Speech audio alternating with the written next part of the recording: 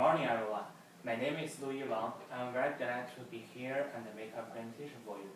And my topic today is about the case study of lead certification for LISD, Center for a Sustainable Future, which is the first net zero energy leader platinum certified K-12 school in the state of Michigan state.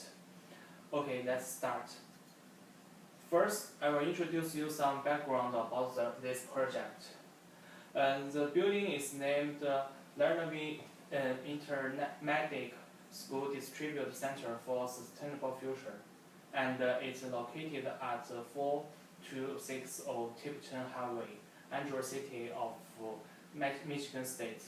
And this center is about 8,743 square feet and consists of 3 classrooms and laboratories, 1 large meeting room, and a greenhouse. It costs about $3.9 million, and it is certified as a platinum standard according to LEED certification inventory 2009 for schools. After this brief introduction, I will show you some details of this project as the following slides. The LEED score overview. The total points of this project is 82 of 110, and that helps it achieve platinum level. What's more, this project is also an excellent one, which at the top 4% of projects in this rating system version. Let's have a look at the LEED dashboard of this project to recognize that from where this project earned its platinum certification. The sustainable sites, 9 of 24 points. Water efficiency, 10 of 11 points. Energy and atmosphere, 31 of 33 points. Material and resources, 7 of 13 points. Indoor environmental quality, 18 of 19 points. Innovation in design, 6 of 6 points. Regional property, 1 of 4 points. For this dashboard, we can easily find out that the project did a very good job at water efficiency and energy, atmosphere, and indoor environmental quality, and also the innovation in design. Then I will explain some details about every part of credits this project earned. First, sustainable sites. These credits are this project earned for this part. As a school project, this is not difficult to achieve these 2 credits by using bidiesel school buses and controlling the parking size. I will introduce the credits from the 3rd one to the 5th one in detail.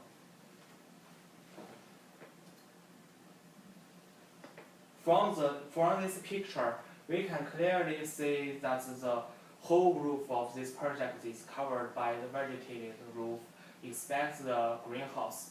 For this situation, this vegetated roof can be meet all the requirements from SS credits 5.1, 5.2, and 7.2. Let's move on the water efficiency part. The project earned 10 of 11 points in this part by setting up a rainwater reuse system. The project achieved WC credits 1, 2, 3. The rainwater catchment system uses the rainwater collected from the school's roof to flush the school's toilets and provide irrigation for demonstration gardens. Approximately 7,000 square feet of the roof area drains into an 10,000 gallon underground water storage tank through a catchment trends that is observable by students. A water pump forces this stored water through a series of filters and a UV disinfection unit before this distributed throughout the school in a spray piped water system. In terms of low rainfalls, the system is supplemented by the portable well water system. All plumbing fixture supply specified for this project low flow type fixtures. And for example, the price assisting toilet use just 1 gallon per flush, 37% less than a standard toilet. Classroom sink for 6 will be furnished with 1.5 gallons per minute aerators. 31% less water used than a standard faucet. The boys' bathroom will also feature waterless urine, which costs just 0 gallons per flush. By this whole system, the project owns very good performance and earned a high score in water efficiency. After that, let's talk about the energy and the atmosphere. The performance of this project in this part is very also too. It's got 31 of 33 points. Let's check out how can it get such a high score. This center has a renewable energy system. It has 2 separate photovoltaic generation system. 58 kilowatt ground mounted system adjunct to the building generates most of the building's energy. This system uses string inverters located near the area to convert electricity from DC to AC, which can then be used inside the building. A smaller 8 kilowatt system is located on the floor and features macro inverters technology. This means that a small inverter is located on the back of each module, which helps to minimize the negative effects of shading. And the combined system will completely offset all energy usage of the building on an annual night basis. Additionally, students will have the opportunity to monitor the performance of this system throughout a full range of seasonal conditions. What's more, the center features geothermal HVA system which uses 400 feet deep wells to transfer heat from the ground in order to condition the building. The building uses efficiency 2-stage geothermal heat pumps from the prime HVAC system and dedicated outside air units with energy recovery well and variable air volume boxes for demand controlled ventilation. Each heat pump is provided with a small hose power pump for calculation of condensing water. And this decentralized pump activity is only when its heat pump is operational. This pumping system eliminated large centralized pumps and unwanted energy use during the low load conditions. Fresh air and temperature set points are controlled by occupancy sensors in each classroom to minimize energy usage when spaces are occupied for even a relatively short amount of time. Also, the greenhouse features a radiance flow heat system which uses hot water piping embedded in the concrete slab. By building up such a geothermal heating and cooling system, this project can avoid using refrigerants and also reduce the usage of energy. As a result, this project got 31 of 33 points in EA part. And this project also did a good job in the usage of materials and resources, such as construction waste management, recycled content, regional materials, rapidly renewed materials.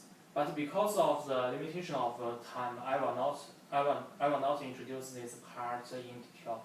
I want to explain some more important and more outstanding parts of this project.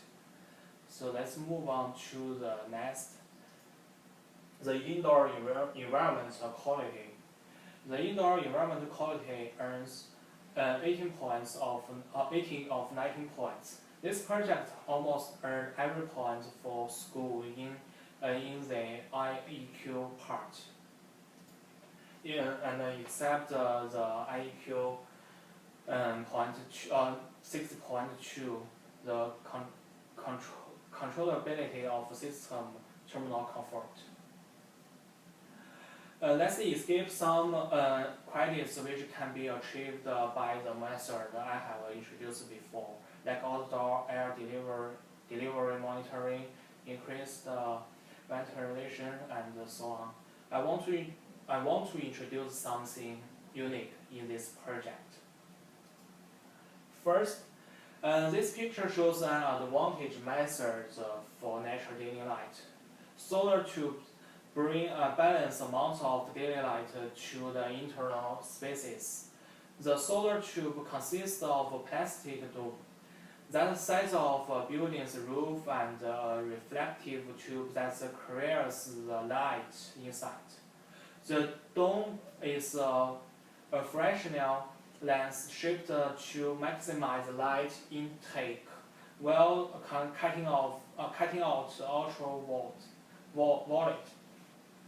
and infrared light while enhancing performance earlier and later in the day.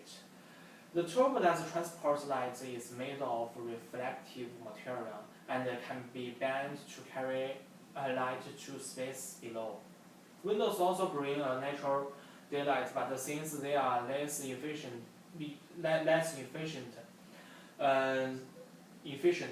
they are used primarily to provide views to the natural setting outdoors. And this building uses all the LED lighting fixtures, which automatically dim in most area to save energy when there is enough natural light.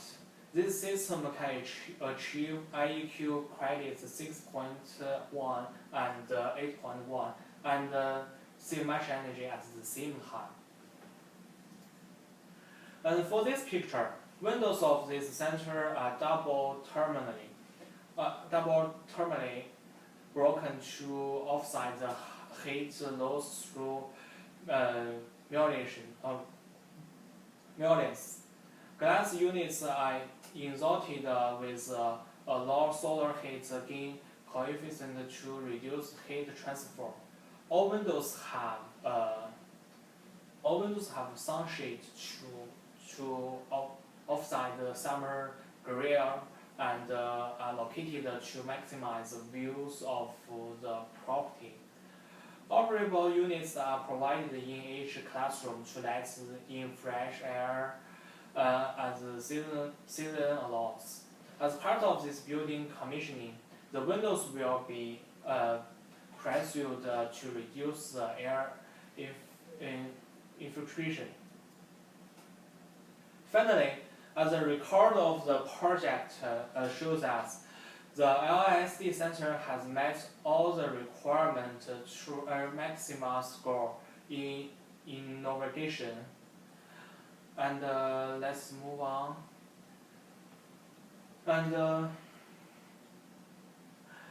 and also earn 1 point for the regional property credits.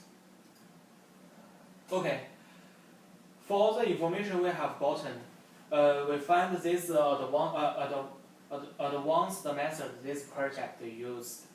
As an education center, most of the performance for this building is very good. Although the method used in sustainable science parts are not that good.